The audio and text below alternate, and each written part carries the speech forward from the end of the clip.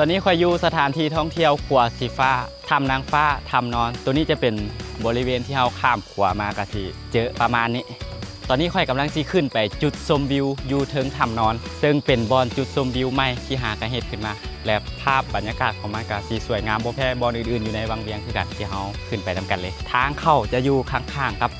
ถ้ำนอนแบบนี้เลยข้ามขัวตัวนี้มาแล้วยางซื้อมาเลยเด้อตัวนี้จะเป็นทางขึ้นตัวนี้แมนอนาคตจะกลายเป็นจุดเก็บปี้กำลังพัฒนาต่อเติมไปเรื่อยๆจุดใดที่มันสูงหลายเพิ่นสิเฮ็ดคันใดแบบนี้เด้อขึ้นให้ระยะทางที่เฮาย่างขึ้นไปจุดชมวิวนี่แมนประมาณกิโลไปใช้เวลาย่างประมาณ30นาทีสำหรับทางขึ้นมานี่ค่อนข้างสะดวกสบายบ่อนใดที่มันค่อนข้างมีความเสี่ยงเพิ่นก็สิเฮ็ดราวจับแบบนี้ไว้ให้เด้อแล้วก็สิเฮ็ดคันใดแบบนี้ขึ้นไปให้ตลอดทางจุดไปฮอดจุดชมวิวเลยขึ้นมาระยะหนึ่งมาฮอดนี่เฮาก็จะแนมเห็นวิวพอประมาณแนมไปไกลๆเฮาจะเห็นวิวตัวเมืองของเมืองวังเวียงบ่นี่ถ้าใครมาได้ค่อยแนะนำให้เป็นจุดพักแรกได้ชมวิวพร้อมแล้วก็ได้พักผ่อนไปในตัวเลยในระยะทางที่เฮาย่างขึ้นมานี่สิมีต้นไม้มาตลอด2ข้างทางเลยแล้วก็พร้อมกับมีผาแบบนี้ซึ่งมันก็บังแดดให้เฮาไปในตัวและอากาศอยู่นี่มันก็บ่ได้ร้อนปานใดเศร้าสวยแรงเราสามารถย่างขึ้นได้ทุกเวลาเลยต้นไม้ที่อยู่ทางหลังค่อยต้นนี้จะเป็นต้นที่มีอายุหลายที่สุดอยู่ในนี้100 กว่าปีเห็นต้นไม้ใหญ่แบบนี้แล้วแสดงว่าเจ้ามอดครึ่งทางแล้วบอนนี่หันทางขึ้นจะค่อนข้างสูง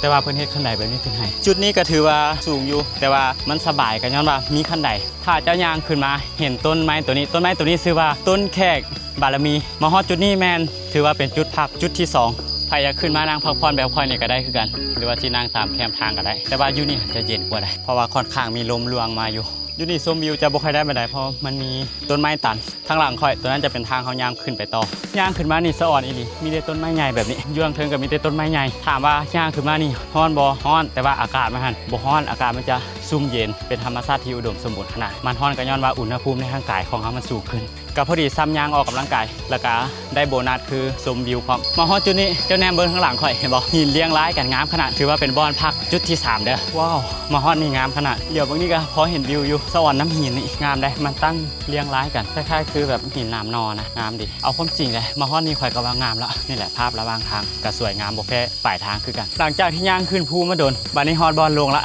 บอนนี่ในอนาคตอาจจะเห็นเป็นจุดไฮไลท์ของผาแห่งนี้เลยพระเจ้าก็กำลังพร้อมกะเกี่ยมหลายอย่างมาฮอดนี่เขาก็สามารถแนมวิวได้แบบพาโนรามาคือกันแนมไปฝั่งนี้เขาจะเห็นสายภูยาวเหยียดไปเลยแนมไปฝั่งนี้เขาจะเห็นภูหน่วยหนึ่งตั้งสง่าอยู่แนมไปข้างหลังเขาจะเห็นภาพมุมกว้างของเมืองวังเวียงได้ดีเลยบอนนี่ก็จะเห็นเมืองซานบ้านซองยาวเหยียดไปกูแหละ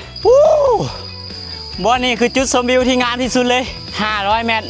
นับตั้งแต่พื้นขึ้นมานี่แนมลงไปนี่คอยบอกเลยหายเมื่อยตัวนี้ในอนาคตอาจจะให้เป็นบอนให้พักอาจจะเป็นบอนกลางเต้นหรือเป็นที่พักคอยบอกได้เลยอาจจะเป็นบอนพักที่งามที่สุดในเมืองบางเวียงเลยบอนนี่แม่นค่อยเลือกพักเป็นจุดที่4อยู่บริเวณนี้หันบ่ว่าจะสิอยู่แจ่นั่นอยู่แจ่เทิงพุ่นแล้วก็อยู่บอนที่คอยอยู่นี่ล้วนแล้วแต่เป็นภาพที่สวยงามทั้งหมดเลยขึ้นมานี่คอยได้เห็นต้นไม้แปลกๆหลายเลยบ่แน่ใจว่าเป็นต้นหยังแต่ว่าน่าจะเป็นตระกูลของตะบองเพชรขึ้นอยู่เทิงผาแบบนี้เลยลงไปนี่ก็สิแม่นจุดชมวิวแล้วลงได้2ทางเด้อทางนั้นก็ลงได้ไปหาบอนชมวิวทางนี้ก็ลงได้อยู่ข้างๆกันนี่แหละมาฮอดจุดนี้ใกล้ๆกับจุดชมวิวนี่แหละต้นนี้แม่นอายุเป็นพันปีได้ชื่อแม่นต้นเสริมบารมีเป็นต้นเดียวที่ขึ้นอยู่กลางผาแห่งนี้ต้นไม้แปลกๆหลายอยู่นี่นะใครอยากเบิ่งต้นไม้แบบแปลกๆชนิดต่างๆที่เจ้าบ่เคยเห็นมาก่อนบ่เคยสัมผัสมาก่อนผาแห่งนี้อาจจะเป็นคำตอบของเจ้าเดี๋ยววันนี้ข้อยสิลงไปจุดชมวิวไปเบิ่งภาพนำกัน